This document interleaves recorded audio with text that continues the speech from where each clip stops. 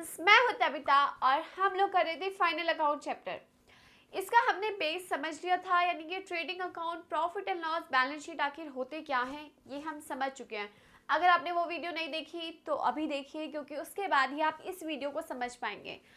आज की हम इस वीडियो में सीखेंगे कि ट्रेडिंग अकाउंट में profit and loss and balance sheet में पोस्टिंग कैसे की जाती है। यानी कि एक सिंपल क्वेश्चन की जब पोस्टिंग करते हैं तो कैसे की जाती है, कौन सी आइटम अभी तक हमने सीखा था यहाँ आती है यहाँ आती है, लेकिन क्वेश्चन को सॉल्व कैसे करते हैं, तो वो आज की इस वीडियो में हम सीखेंगे। इस वीडियो को एंड तक ज़रूर देखिएगा, क्योंकि इसमें मैं जीएसटी का पार्ट भी आपको समझाऊंगी और बहुत छोटी छोटी चीज़ें जो हमें अकाउंट बनाते वक्त ध्यान रखनी चाहिए वो भी आज हम सीखेंगे। तो इसके लिए मैंने एक क्वेश्चन लिया है जिसकी पिक आपको डिस्क्रिप्शन में मिल जाएगी, तो आप डिस्क्रिप्शन में से इसकी पिक देख सकते हैं और क्वेश्चन को समझ सकते हैं। अब ऐसे क्वेश्चन वैसे आपको अपनी बुक में, चाहे वो किसी भी ऑथर की बुक हो, आपको बहुत सारे क्वेश्चन मिल जाएंगे, बहुत सारे एग्जाम्पल्स मिल जाएंगे। अब इस क्वेश्चन में आपको ट्रायल बैलेंस गिवन होगा। हर क्वेश्चन में आपको फाइनल अकाउंट के में ट्रायल बैलेंस गिवन होगा और आपको बोला क्या होगा, आपको क्या बनाना है, trading account, profit and loss account and balance sheet.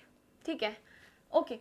इस क्वेश्चन को करने का अगर मैं आपको ईजी वे बताऊं तो, जैसा कि मेरे चैनल का नाम है इजी वे कॉमर्स क्लासेस, तो इजी वे ये है कि स्टार्टिंग में आप जैसे ही ट्रायल बैलेंस को देखेंगे तो आप हर एक आइटम, यानी कि ट्रायल बैलेंस में हमें हर एक लेजर के बैलेंसेस गिवन है। तो जैसे कैपिटल अकाउंट गिवन है तो आप लिखिए कि कैपिटल कहाँ आता है, बैलेंस शीट में आता है। फर्नीचर बैलेंस शीट का पार्ट है, एसेट है। मशीनरी एसेट है। अब डायरेक्ट एक्सपेंस जैसे कि पावर, वेजेस ट्रेडिंग का पार्ट है, तो उनके आगे आप टी लिख लीजिए। बैलेंस शीट के आगे बी लिख लीजिए जो बैलेंस शीट में आते हैं, और जो प्रॉफिट एंड लॉस अकाउंट में आते हैं उनके आगे पी लिख लीजिए, यानी कि पी फॉर प्रॉफिट, ताकि आपको रिकॉग्नाइज रहेगा इससे कि कौन सी आइटम कौन से अकाउंट में आनी है। ठीक है, ताकि आप जब पोस्टिंग करोगे तो आपके लिए ईजी हो जाएगा। सेकेंड तरीका ये भी है एक, कि आप अपना ट्रेडिंग अकाउंट बनाइए। आपको पता है कि सबसे पहले ट्रेडिंग अकाउंट के स्टार्टिंग टू ओपनिंग स्टॉक से होती है। आप ओपनिंग स्टॉक ढूंढिए, डाल दीजिए। आपको पता है यहाँ पे सेल्स आता है, तो सेल्स ढूंढिए, डाल दीजिए। तो ये तरीका भी आप अपना सकते हैं, पर जनरली स्टार्टिंग है तो आप उसके आगे मेंशन रखिए और उसके बाद इसे सॉल्व कीजिए, क्योंकि आपको फॉर्मेट भी पता होना ज़रूरी है। Right. Trading and profit and loss के लिए हम लोग फॉर द ईयर एंडेड लिखते हैं, क्योंकि इसमें सारे एक्सपेंसेस, सारी इनकम आती है पूरे साल भर की। बैलेंस शीट के लिए हम हमेशा एज ऑन लिखते हैं, क्योंकि बैलेंस शीट में जो भी फिगर है वो उस पर्टिकुलर डेट पर क्या है वो आती है। साल में क्या थी उससे मतलब नहीं है, आज की डेट में क्या है वो। तो बैलेंस शीट के लिए हमेशा एज ऑन वर्ड यूज़ होता है, और trading profit and loss account के लिए फॉर द ईयर एंडेड होता है। तो अब स्टार्ट करते हैं अपना एक क्वेश्चन। ठीक है, हमें ये सिंपल सा ट्रायल बैलेंस गिवन है। क्लोजिंग स्टॉक की वैल्यू हमें एडिशन में गिवन है, यानी कि एडिशनल इन्फॉर्मेशन में गिवन है। अब कैसे स्टार्ट करना है, सबसे पहले ओपनिंग स्टॉक देखते हैं। ओपनिंग स्टॉक हमें दे रखा है 30,000 का, हम ओपनिंग स्टॉक लिख देंगे 30,000। इसके बाद हमें पता है 2 परचेजेस आता है। परचेजेस की वैल्यू हमें यहाँ पे गिवन है 2 लाख रुपीज़, तो 2 लाख लिख देंगे। लेस क्या होता है परचेज में से, लेस होता है परचेज रिटर्न। रिटर्न की वैल्यू यहाँ पे हमें कहीं नहीं दी गई है, तो हम बाहर 2 लाख लिख देंगे, रिटर्न में 0 लिख देंगे, यानी कि नील लगा देंगे।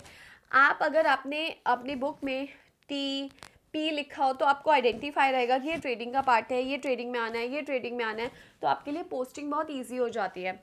अब जैसे सेल्स है, अब हम सेल्स देखते हैं। सेल्स हमें दे रखी है 5 लाख रुपीज़ की, और लेस होता है इसमें से रिटर्न जो कि नहीं दे रखा, तो पूरा का पूरा 5 लाख बाहर आ जाएगा। राइट। इसके बाद ओपनिंग स्टॉक, परचेजेस, सेल्स और क्लोजिंग स्टॉक। क्लोजिंग स्टॉक हमेशा एडिशनल इन्फॉर्मेशन में गिवन होता है। अगर ट्रायल बैलेंस में गिवन होता है तो उसका ट्रीटमेंट अलग होता है, जो कि हम जब एडजस्टमेंट करेंगे तो उसमें सीखेंगे। हमें क्लोजिंग स्टॉक दिया है 50,000, जो कि हम लिख देंगे। इसके बाद आते हैं डायरेक्ट एक्सपेंस। डायरेक्ट एक्सपेंस में आपको बता चुकी हूँ, डायरेक्ट एक्सपेंस वो होते हैं जो फैक्ट्री तक के लिए किए जाते हैं। यानी कि अगर फैक्ट्री तक के लिए जितने एक्सपेंस होते हैं वो डायरेक्ट एक्सपेंस किए जाते हैं। जैसे कि वेजेस देना वर्कर्स को, सैलरी इनडायरेक्ट है, क्योंकि सैलरी जो होता है वो एम्प्लॉयज़ को दी जाती है, जैसे अकाउंटेंट को, एचआर डिपार्टमेंट के एम्प्लॉयज़ को। तो सैलरी इनडायरेक्ट है क्योंकि वो लोग फैक्ट्री में काम नहीं कर रहे हैं। तो यहाँ पे वेजेस हमें गिवन है 50,000 की। इसके साथ साथ हमें गिवन है कैरेज। कैरेज हमें पता है ना, कैरेज क्या होता है, किसी भी सामान को लाने का किराया। अब कैरेज के साथ ना एक दिक्कत होती है कि कैरेज के साथ अगर इनवर्ड लिखा हुआ भी आता है और आउटवर्ड लिखा हुआ भी आता है। इनवर्ड मतलब होता है सामान को आप फैक्ट्री तक लेके आए उसका किराया, आउटवर्ड होता है फैक्ट्री से बाहर जो आपने किराया खर्चा वो। तो इनवर्ड यानी कि फैक्ट्री तक का किराया हमारा डायरेक्ट है, यानी कि इनवर्ड अगर लिखा है तो वो डायरेक्ट है, और आउटवर्ड लिखा है तो वो हमारा प्रॉफिट एंड लॉस अकाउंट में आता है। कौन से?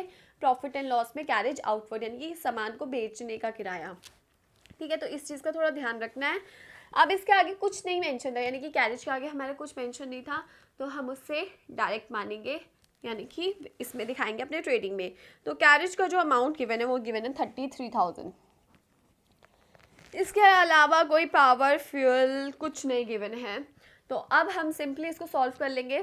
इधर की टोटलिंग आ रही है हमारी 5,50,000 और इधर की कम आ रही है 2,00,000 समथिंग, 3,00,000 ऐसे। तो हमारा क्या निकल के आएगा? Gross profit. Gross profit. और अगर ऐसा हो रहा होता कि हमारा इधर का ज़्यादा आता और इधर का कम आता तो हमारा लॉस निकल के आता, जिसका नाम होता है ग्रॉस लॉस। अब प्रॉफिट कितना है ज़रा टोटलिंग करते हैं यहाँ की। 2,80,000 प्लस 33, 3,13,000। 5,50,000 में से लेस करेंगे 2,37,000 का हमारा ग्रॉस प्रॉफिट आ गया। यहाँ तक हमारा ट्रेडिंग अकाउंट बन चुका है। आप चाहे तो ट्रेडिंग अकाउंट को यहाँ क्लोज करके एक नया प्रॉफिट एंड लॉस अकाउंट बना सकते हैं, या फिर ये इधर से ही आप स्टार्ट कर सकते हैं।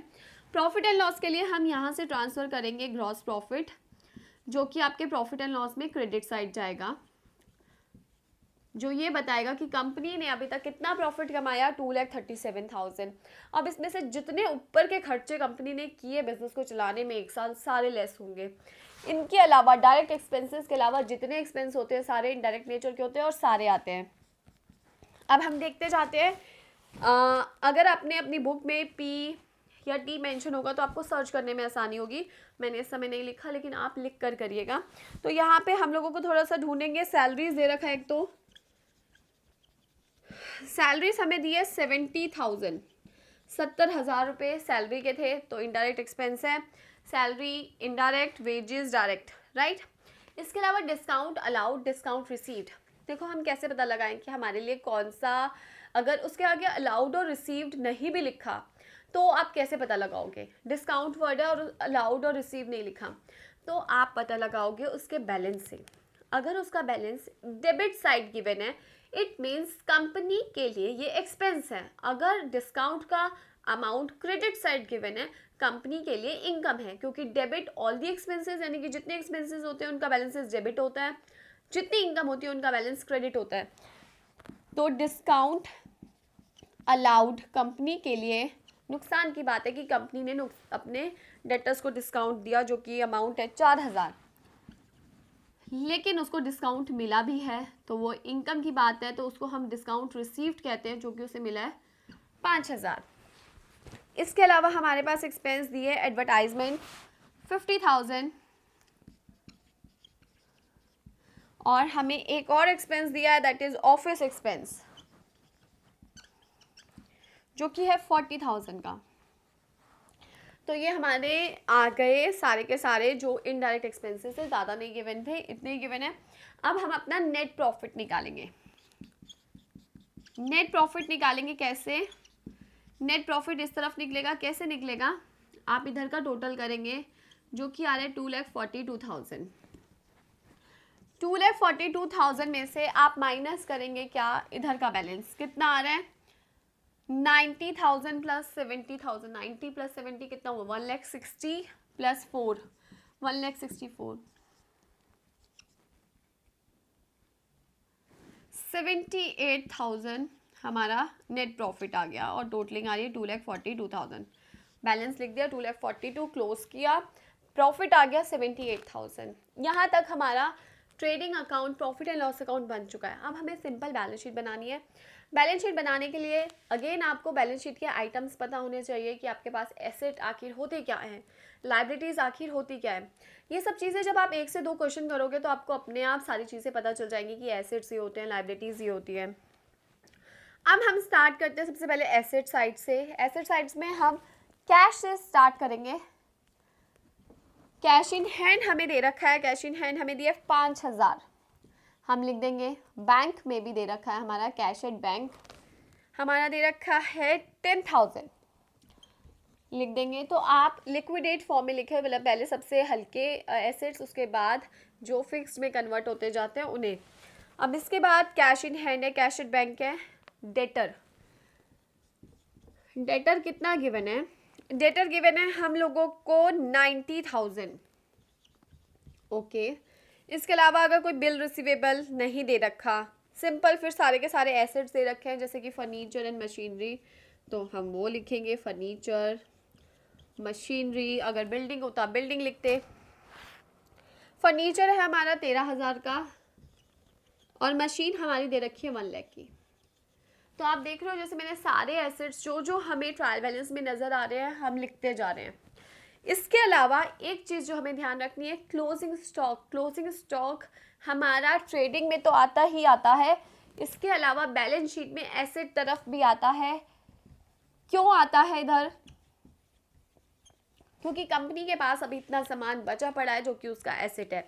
तो क्लोजिंग स्टॉक की जो एडजस्टमेंट होती है वो 2 जगह होती है, एक तो ट्रेडिंग अकाउंट में क्रेडिट साइड, बैलेंस शीट में एसेट साइड। इसके अलावा आप लाइबिलिटीज़ नोट करते हैं। लाइबिलिटीज़ हमें ज़्यादा नहीं दे रखी हैं, हमें क्रेडिटर्स दे रखे हैं 47,000 के, जिसके आगे सन्ड्री लिखा है, और इसके अलावा और कोई नहीं दे रखा। अब नॉर्मली हम क्या करते हैं, हम कैपिटल लिखते हैं। कैपिटल बिजनेस में इन्वेस्ट कर रखी थी 1,50,000। देखो कैपिटल में 2 एडजस्टमेंट होती है। ड्राइंग्स अगर हैं बिजनेस में तो ड्राइंग्स हमारी कैपिटल में से माइनस हो जाती है। इसका मतलब होता है कि बंदा बिजनेस में से कुछ पैसा निकाल के ले गया, नेट प्रॉफिट ऐड होता है। तो यहाँ पे ड्राइंग्स तो अगर मैं देखूँ तो 0 है, लेकिन नेट प्रॉफिट हमारा निकल के आया 78,000, प्लस कर देंगे। अगर नेट प्रॉफिट की जगह लॉस होता तो माइनस कर देते, ये आ गया 2,28,000। ठीक है, यहाँ तक हमारी बैलेंस शीट बन चुकी है। अब जो मुझे आपको पार्ट समझाना था वो है हमारा जीएसटी से रिलेटेड। मैंने ये क्वेश्चन चूज़ करने का रीज़न ही ये था ताकि आपको जीएसटी का पार्ट भी इस क्वेश्चन में समझाऊं। अब हमारा ये चीज़ पार्ट हो चुकी है, मैं इसको रब करती हूँ थोड़ा सा। देखो जीएसटी ज़्यादा समय नहीं लूँगी। जीएसटी क्या होता है? जीएसटी होता है हमने जो टैक्स पे करते हैं। हमारे 2 तरीके के जीएसटी होते हैं, इनपुट एंड आउटपुट। इनपुट जो हमने पे कर दिया, आउटपुट जो हमें रिसीव्ड हुआ सेल के साथ, इनपुट परचेज के साथ हम दे देते हैं। एक चीज़ हुई हमने दे दी, एक हमने रिसीव करी, राइट। अब हमारे टैक्स कितनी कैटेगरीज में होते हैं? IGST, CGST and SGST, right. यहाँ तक हमारे टैक्स होते हैं। अब हम क्या करेंगे, हमारे पास इनपुट की वैल्यू भी गिवन है 10, 10, 15,000, यानी कि 10,000 है 15, और हमें आउटपुट की गिवन है 8,000, 8,000 एंड 12,000। अब इसमें से हम इसका नेट बैलेंस निकालेंगे। वो कैसे निकालते हैं? देखो आपने टैक्स जो पे करा, इनपुट 10,000 किया, आपको मिला कितना? 8,000, यानी कि 8,000 तक एडजस्ट हो गए, लेकिन 2,000 आपने एक्स्ट्रा पे कर रखे हैं। तो 2,000 का आपको बाद में बेनिफिट मिल जाएगा, यानी कि 2,000 पे आप बाद में एडजस्ट कर सकते हैं। ये कंपनी के लिए एसेट है, क्यों? कंपनी इसको आगे एडजस्ट कर सकती है। लेकिन अगर ऐसा होता कि उस पर्सन ने टैक्स पे करा होता सपोज 10,000, लेकिन उसे मिला होता 18,000, तो यानी कि बैलेंस जो है 8,000 अभी उसने गवर्नमेंट को पे करना बाकी है। तो इस केस में 2,000 पे हमारा एसेट है, लेकिन अगर हमारे पे जिम्मेदारी आ जाए कि हमने पे करनी है तो वो हमारा लाइबिलिटी साइड आता। कब? जब हमारा आउटपुट ज़्यादा होता, यानी कि हमने रिसीव ज़्यादा किया होता। इनपुट ज़्यादा है तो यानी कि हमारा एसेट बन रहा है कि हमने पे कर दिया, आगे एडजस्ट हो जाएगा। अब इनपुट आईजीएसटी को इनपुट आईजीएसटी को आउटपुट आईजीएसटी के साथ देखा, इसमें भी कंपेयर करने पे हमने देखा 2000 हमने ही ज़्यादा पे करे हैं और इसमें 3000, तो तीनों केस में हमने ज़्यादा पैसा पे कर रखा है, तो ये तीनों हमारे एसेट बन जाएंगे। तो यानी कि आपको इनपुट IGST, SGST और CGST लिखना है। कितना कितना अमाउंट आ रहा है, 2000 IGST का, SGST है 3000 एंड CGST आ रहा है 2000। ये लिखने के बाद आपका बैलेंस शीट का टोटल करेंगे, लेकिन उससे पहले एक चीज़ और समझाती हूँ। आपका इनपुट IGST आउटपुट IGST के साथ तो एडजस्ट होता ही है, प्लस CGST SGST के साथ भी एडजस्ट होता है। यानी कि अगर कुछ अमाउंट बच रहा है और CGST SGST में एडजस्ट हो सकता है तो हम वो कर देते हैं। तो अगर ऐसा कोई क्वेश्चन होगा जिसमें ऐसी एडजस्टमेंट होगी तो वो मैं आपको ज़रूर कराऊंगी। और CGST भी CGST के साथ एडजस्ट होता है या IGST, SGST SGST के साथ एडजस्ट होता है या I के साथ। तो दोनों ये आपस में एक दूसरे के साथ एडजस्ट नहीं होते, लेकिन IGST के साथ एडजस्ट हो जाते हैं। ये चीज़ ध्यान रखना, ठीक है। चलो अब हम बैलेंस शीट का टोटल करते हैं कि हमने सही की है या नहीं। अब देखो बैलेंस शीट में हमें एक तरफ दिया रखा है लाइबिलिटी साइड 47,000 प्लस 2,28,000, 2,75,000 यहाँ का टोटल आ गया। अब इस तरफ का टोटल कितना आ रहा है, 15 प्लस 90,000, 90 प्लस 1,13,000 प्लस 50, 2, 3, 5, 6, 7, 57,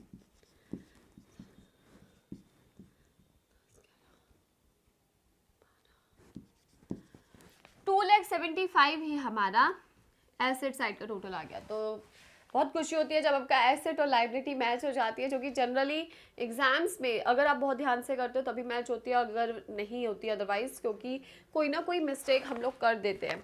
तो जब भी आप ये क्वेश्चन करोगे तो बड़े ध्यान से करना है, हर एक आइटम को पॉइंट आउट करके कौन सी चीज़ कहाँ आती है ये ध्यान लगा के जब आप करोगे तो आपकी बैलेंस शीट मैच हो जाएगी।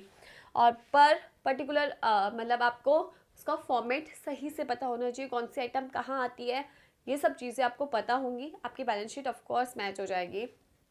तो ये एक क्वेश्चन था जिसमें हमने किस तरीके से आइटम को पोस्ट किया जाता है, कहाँ आती है, ये सारी चीज़ें सीखी, जिसमें हमने टेक्स्ट का पार्ट भी सीखा प्लस हमने पोस्टिंग सीखी है यहाँ पे, ताकि अब जब आप एडजस्टमेंट सीखोगे तो आपको समझ आएगा एडजस्टमेंट कहाँ की जाती है जब आप ये प्रैक्टिकल क्वेश्चन कर लोगे। तो आई होप सो आप लोगों को ये पार्ट समझ आया है, और अगर समझ आया तो इस वीडियो को लाइक शेयर कमेंट ज़रूर करें, चैनल को सब्सक्राइब करें, बेल आइकन को प्रेस करें और अपने कमेंट्स ज़रूर करें। और अगर कोई भी डाउट्स है तो वो आप मेरे से कमेंट या फिर यूट्यूब पे कमेंट के थ्रू या फिर इंस्टाग्राम पे पूछ सकते हैं। Thank you.